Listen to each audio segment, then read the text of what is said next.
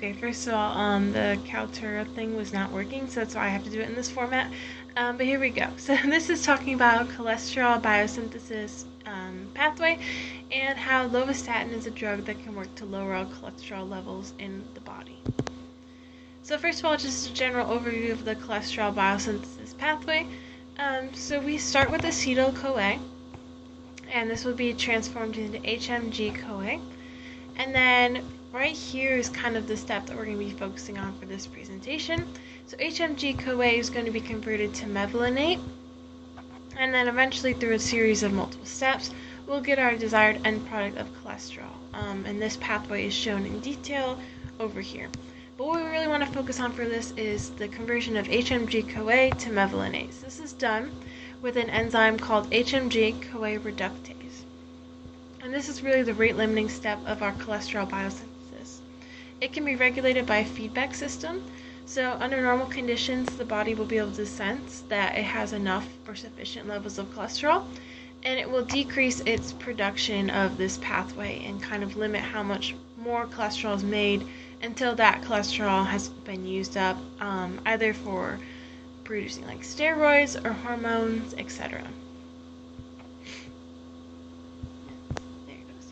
Okay, so then what causes high cholesterol and what are some potential side effects? So high cholesterol can be caused by a series of things. So diet is one of the most common causes.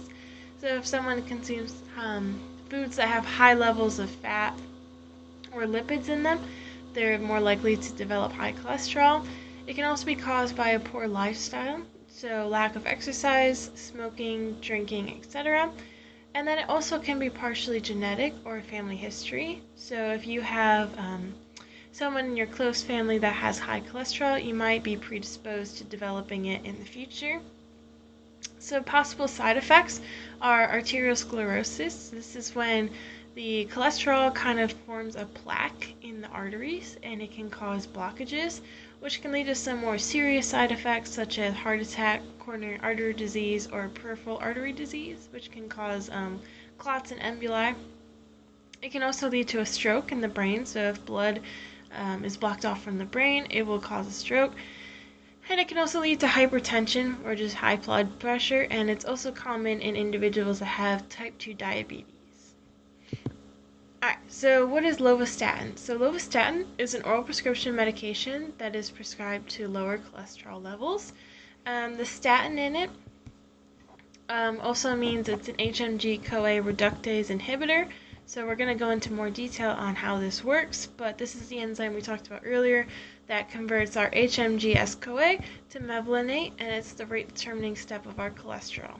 So right here, this is lovastatin, and if we're just comparing lovastatin to HMG-CoA, we already see that there's some similarities. So this part right here is pretty similar to here, and we're going to talk about why this is important in lovastatin's functionality.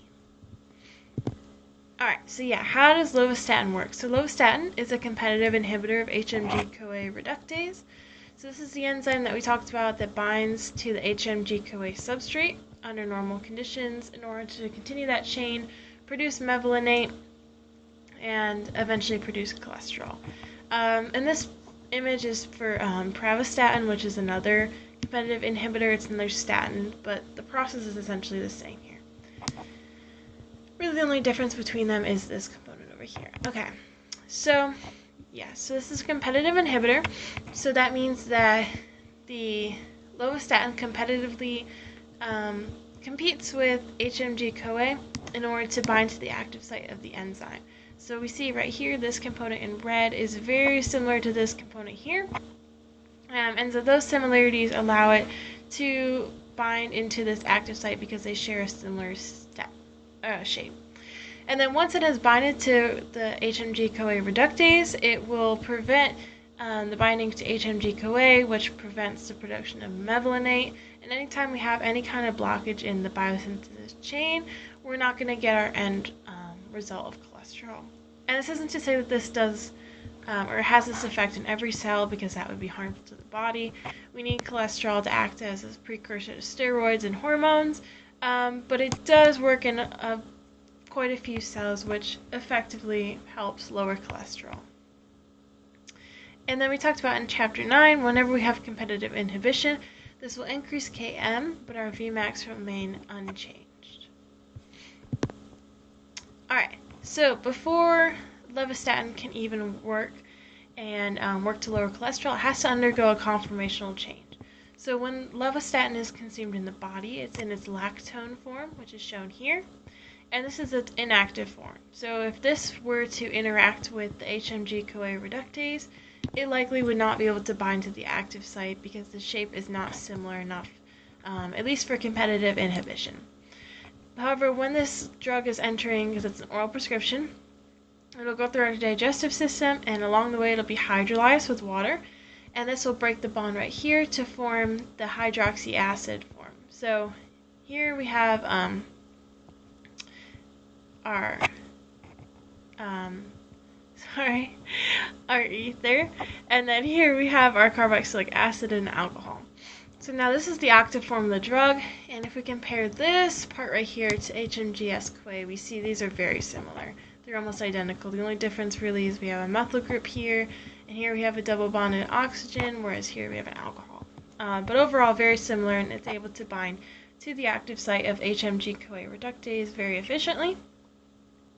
And once it has gone from the lactone form to the hydroxy acid form, it will not go back, and so that again helps improve its ability to bind the active site and lower cholesterol in the human body.